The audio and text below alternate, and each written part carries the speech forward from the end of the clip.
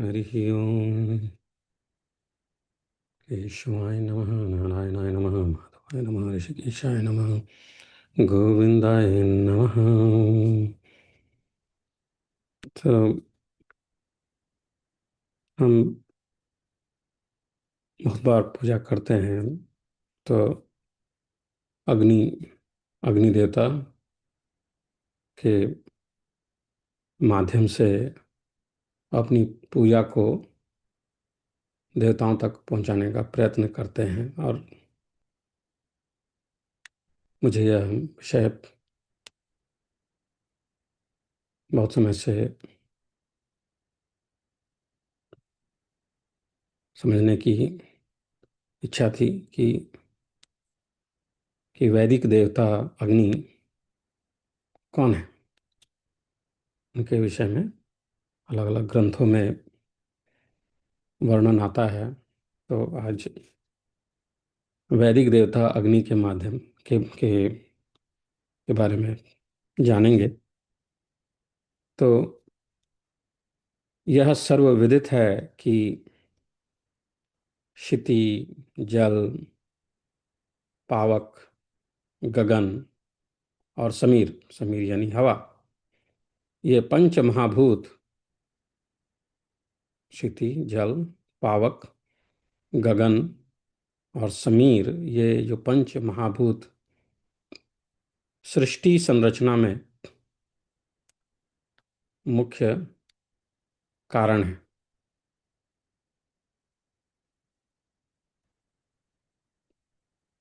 ऐसा कोई जीव नहीं है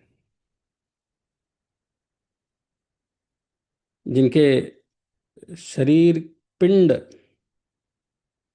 की संरचना में इन पंच तत्वों का योग नहीं है। जो हमारा जो शरीर है, इनमें ये पंच तत्व हैं।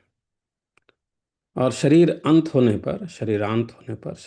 होने पर ये तन मात्राएं, ये पंच तत्व इन्हीं पंच महातत्वों में विलीन हो जाती है। क्षिति, जल, पावक, गगन और समीर में ये विलीन हो जाती हैं। यद्यपि अग्नि के स्वरूप के विषय में सब लोग जानते हैं कि अग्नि शब्द आग का पर्यायवाची है। वैदिक मंत्रों में आग्नेय मंत्र, अग्नि के लिए मंत्र सबसे अधिक है। किंतु सभी आग्नेय मंत्रों में, अग्निवाचक मंत्रों में, अग्नि के कॉन्टेक्स्ट में, आग्नेय के कॉन्टेक्स्ट में आग, यह यह शब्द आग के लिए नहीं है। वेद में अग्नि का वैदिक देवता के रूप में स्तवन पूजा किया गया है। वेद में अग्नि का वैदिक स्वरूप पौराणिक एवं लौकिक अग्नि से कुछ अलग है, कुछ भिन्न है।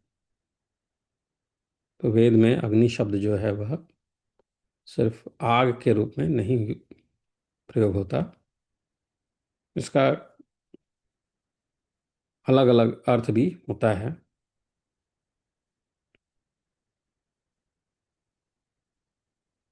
आग के अतिरिक्त अग्नि शब्द के बहुत से अर्थ हैं, जो कि आग के अर्थ में कभी भी कदापि घटित नहीं होते हैं, इस्तेमाल नहीं होते हैं।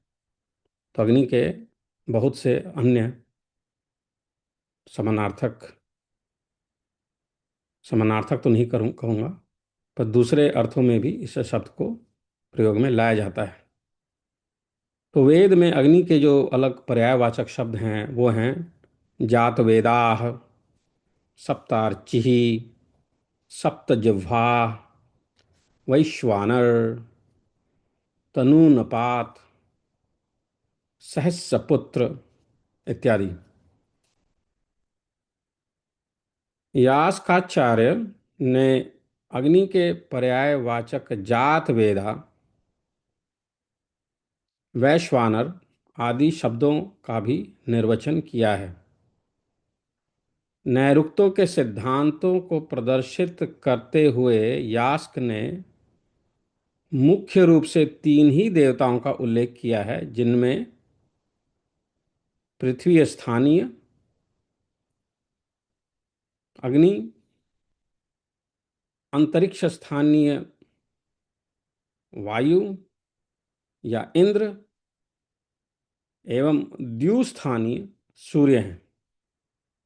पृथ्वी स्थानीय पृथ्वी पे अग्नि, अंतरिक्ष में वायु या इंद्र, और द्यू स्थानीय सूर्य हैं द्युलोक में। इन तीनों देवताओं का अन्य किन किन देवता तथा पदार्थों से संबंध तथा साहचर्य है, इसका विस्तार से वर्णन भी किया है। इस प्रकार भक्ति एवं साहचर्य की दृष्टि से पृथ्वी स्थानीय, अंतरिक्ष स्थानीय एवं द्यू स्थानीय रूप में देवताओं को विभक्त किया गया है, उनको बांटा गया है। विवेच्य अग्नि देवता पृथ्वी स्थानीय है। अग्नि देवता जो है वो पृथ्वी स्थानीय है। ब्राह्मण ग्रंथों के अनुसार ही यास्क ने अग्नि पद का निर्वचन प्रस्तुत करते हुए कहा है कि अग्नि का अग्नि नाम इसलिए है क्योंकि वह अगुआ होता है, प्रधान होता है, अगुआ होता है। तो अग्नि को अग्नि इसलिए कहा जाता है क्योंकि वह अगुआ होता है। क्यों अगुआ होता है? तो अग्नि सब देवों में पहले उत्पन्न हुआ है। अग्नि सब देवों में पहले उत्पन्न हुआ है, अतः वह अग्नि है। अग्नि ही परोक्ष नाम से अग्नि है। तद्वा एनमेतदग्रे देवानाम जनयत तस्माद् अग्निघ्नहम वै नामे तद्य ग्रीरिति। वह सब जगह सब बातों में ऐसा उपकार करता है कि स्वतः ही अगुआ हो जाता है। तो अग्नि देवता जो है सब चीज में अगुआ हो जाते हैं। वह अग्नि इसलिए भी है कि उसे यज्ञ याग आदि में सबसे पहले ले लिया जाता है। सबसे पहले ले लिया जाता है, ले जाया जाता है। वह सभी तृण, काष्ठ यानी लकड़ी पदार्थों का आश्रय पाकर उनको अपने अधीन आत्मसात कर लेता है। तृण हो गए, पत्ते हो गए, लकड़ी हो गई, सबको अपने अधीन कर लेता है, आत्मसात कर लेता है। वह स्निग्ध नहीं होता है, स्निग्ध नहीं होता है, अपितु सभी रसों को सुखा देता है। जहां जाता है वहां के सब पदार्थों को विरुक्ष कर देता है। इसलिए भी यह अग्नि अग्नि कहा जाता है। तो इन कारणों से अग्नि को अग्नि कहा जाता है। शाक पुणी आचार्य ने तीन क्रियाओं गति, दहन तथा प्रापण के योग से अग्नि पद की सिद्धि की है। अग्नि जो शब्द है उसकी सिद्धि जो है गति, दहन और प्रापण, इन तीन क्रियाओं से, इनके योग से अग्निपद की सिद्धि की है, इस शब्द की सिद्धि की है। अग्नि के पर्यायवाचक शब्दों का जो पहले उल्लेख किया गया है, उन पर्यायवाचक शब्दों में भी अग्नि के व्यापक रूप का वर्णन किया गया है। अग्नि के पर्यायवाचक वैश्वानर शब्द को लेकर यास्क ने कई आचार्यों के मतों का उल्लेख किया है। कोई आचार्य इस वैश्वानर को मध्यम धर्मा विद्युत एवं कोई आदित्य मानता है। शाकपुणी आचार्य ने अग्नि को ही वैश्वानर माना है। स्वरूप, अग्नि का स्वरूप। अग्नि मुख्य वैदिक देवता हैं, अतः इसके स्वरूप को जानना भी अति आवश्यक है। अग्नि का क्या स्वरूप है वह समझना जानना भी जरूरी है, आवश्यक है। निरुक्ता शास्त्र के अनुसार देवताओं के आकार चिंतन में यह संशय होता है कि क्या इन अग्नि आदि देवताओं का कोई आकार है कि नहीं। आकार वाले पदार्थ चेतन एवं अचेतन, बिना जीवन और जीवन, जीवन और बिना जीवन, चेतन अचेतन, दो प्रकार के होते हैं। मनुष्य आदि चेतन है और पाषाण आदि अचेतन है। पत्थर वगैरह जो हैं वो हैं अचेतन। कुछ आचार्यों का मत है कि देवताओं का आकार मनुष्यों की आकृति जैसा है, क्योंकि मंत्रों में चेतना वालों की तरह ही देवताओं की स्तुति पूजा की गई है। चेतना वाले मनुष्यों की चेतना वाले मनुष्यों की तरह इन देवताओं के परस्पर अभिधान होते हैं। ब्राह्मण ग्रंथों में मनुष्यों की तरह देवताओं में परस्पर संवाद एवं वाद विवाद आदि उपलब्ध होता है। देवताओं के वाद विवाद के बारे में, उनकी बातों के बारे में हम पढ़ते हैं। अतः कर चरणादि अंग, हाथ पैर वाले अंग, सुख सुविधा के लिए रथ घोड़े स्त्री आदि साधन तथा खाना पीना आदि कार्य मनुष्यों की तरह देवता के भी होते हैं। अतः देवता मनुष्यों की तरह ही होते हैं।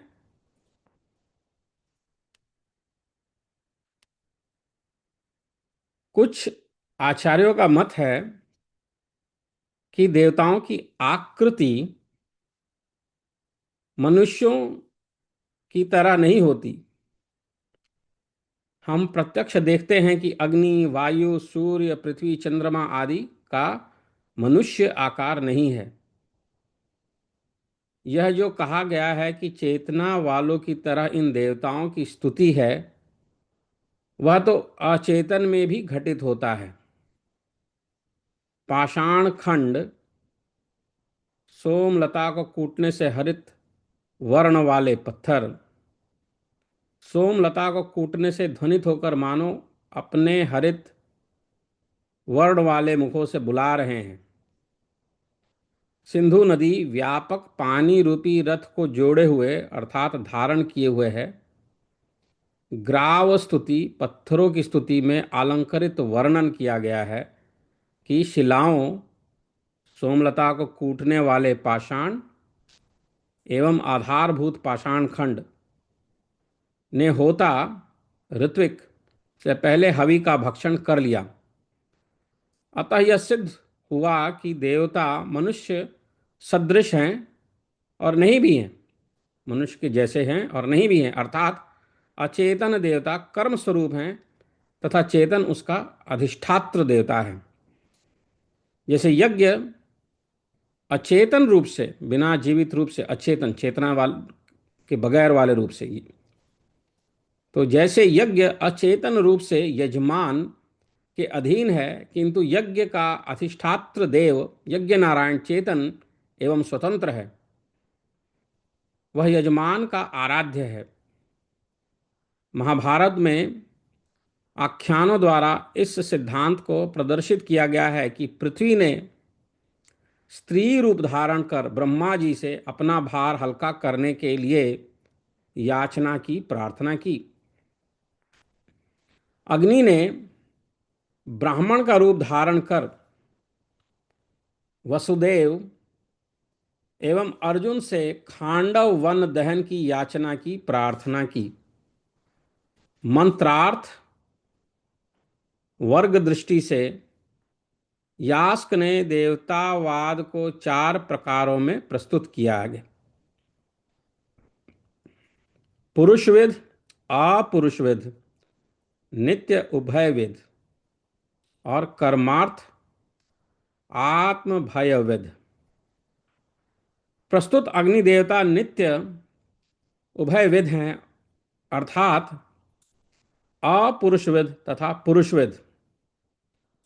अपुरुषविद अग्नि के द्वारा दाह पाक प्रकाश एवं यज्ञ यागदिक कार्य संपन्न किए जाते हैं। तो अपुरुषविद अग्नि के द्वारा दाह, पाक यानी पकाना, प्रकाश एवं यज्ञ याग आदि कार्य संपन्न किए जाते हैं। यज्ञ यागादिक धर्म कर्म में अग्नि देवता के नित्य उभय विधा दोनों प्रकार को ही स्वीकार किया गया है। अन्यथा कर्म, कर्मफल तथा मंत्रार्थ दोनों ही संपन्न नहीं होंगे। मंत्रों में अधिष्ठात्र अग्नि देवता की ही स्तुति की गई है।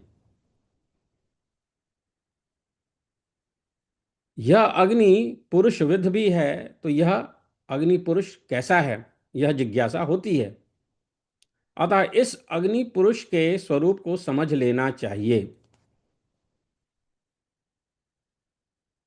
यज्ञ यागादि कर्म में अग्नि का पूजन कर उसके ध्यान में बतलाया गया है कि अग्निदेव के 7 हाथ, 4 सिंह, 7 जिह्वा जीभ, 2 सिर और 3 पैर हैं।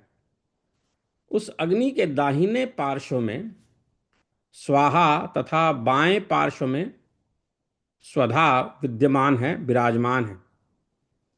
वह दाहिने 4 हाथों में क्रमशः शक्ति यानी आयुध, अन्न, श्रुक और लुव को तथा बाएं 3 हाथों में तोमर, गंडासा, व्यजन, पंखा और धृत्र पात्र को धारण किए हुए सुखपूर्वक यजन करने वाले के सम्मुख पवित्र प्रसन्न मुद्रा में विराजमान है। इस अग्निदेव का शांडिल्य गोत्र तथा शांडिल्य, असित एवं देवल ये 3 प्रवर हैं। भूमि इसकी माता, वरुण पिता तथा इसकी ध्वजा में मेष, भेड़ा अंकित है। कहीं कहीं इसका वाहन भी मेष बतलाया गया है। उपर्युक्त वर्णन में अग्नि के आलंकारिक स्वरूप को समझना चाहिए। यह एक अलंकार है, उस अलंकार के रूप में इनको समझना चाहिए। कर्मकांड की दृष्टि से अग्नि के अनेक नाम श्रोत, स्मार्त एवं गृह्य कर्म को दृष्टि से एक ही अग्नि के कई भेद एवं उसके विविध नाम हो जाते हैं। सोम योग की अग्निष्टोम आदि 7 संबंधों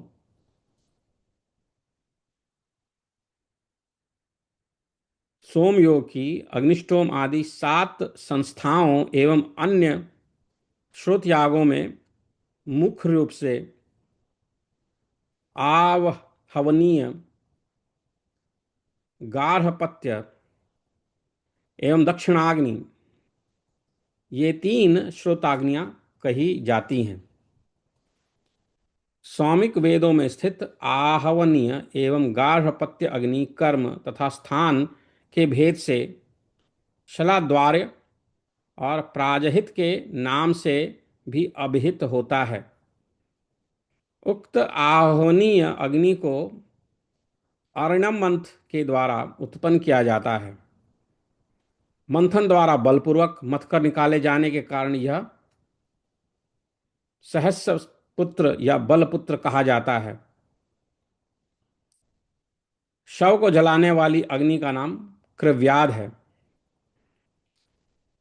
स्मार्त श्रोत अग्नि में सूक्ष्म रूप से कहीं क्रव्याद एवं आमाद अग्नि छिपे न हो, अतः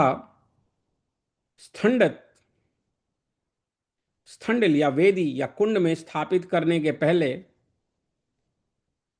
नैऋत्य कोण में क्रव्याद एवं आमाद अग्नि के अंश को बाहर कर दिया जाता है।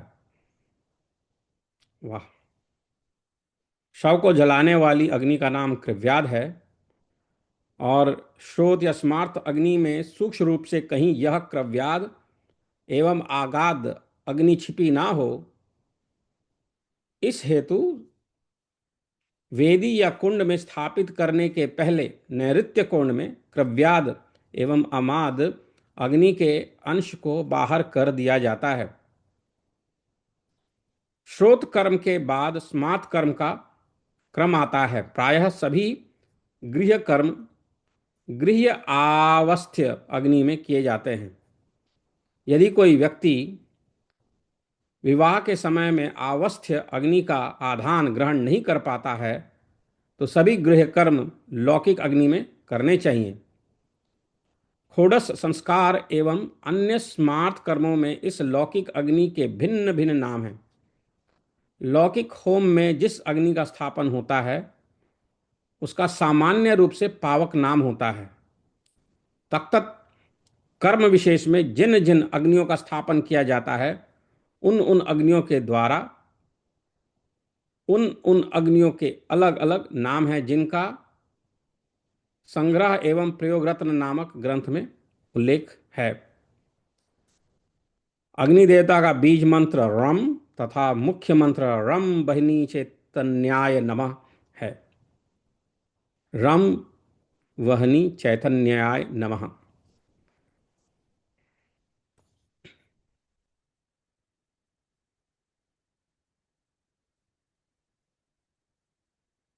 रम वहनी चैतन्याय नमः, यह उनका मुख्य मंत्र है। ध्यान एवं नमस्कार मंत्र। प्रपंच सार, शारदा तिलक एवं श्री विद्यार्णव आदि तंत्र ग्रंथों में उनके ध्यान एवं नमस्कार के कई मंत्र मिलते हैं, जिनका आशय प्रायः समान ही है, एक जैसा ही अर्थ है शायद। जैसे इष्टम शक्तिम स्वास्तिकाभीतमुच्चैर दीर्घदाभिर्घोरयन्दम जवाभम हेमाकल्पम पद्म संस्थम त्रिनेत्रम ध्याये दहिम पद्ममौलिम जटाभिः। अग्निदेव अपनी बड़ी बड़ी चार भुजाओं में क्रमशः वर मुद्रा, अभय मुद्रा, शक्ति एवं स्वास्तिक को धारण किए हुए हैं। इनके तीन नेत्र हैं और शिरोभाग में जटाएं सुशोभित हैं। ये कमल के आसन पर विराजमान हैं तथा इनकी कांति जपा पुष्प के समान लाल है। अग्निम प्रज्वलितम वंदे जात वेदम हुताशनम सुवर्णवर्णमलम समिद्धम विश्वतो मुखम। मैं जाज्वल्यमान अग्निदेव की वंदना कर रहा हूँ, जो धन धान्य को देने वाले हैं तथा समस्त देवताओं के हविर्भाग को यथास्थान पहुँचा देते हैं। इनकी कांति प्रज्वलित स्वर्ण की सी है तथा इनकी ज्वालाएं दशों दिशाओं में व्याप्त हैं। ये पूर्ण रूप से अपने तेजोमय रूप में स्थित हैं। हरि ओम। ओम नमः शिवाय। ओम विष्णुवाय नमः। ओम केशवाय नमः। ओम राधा।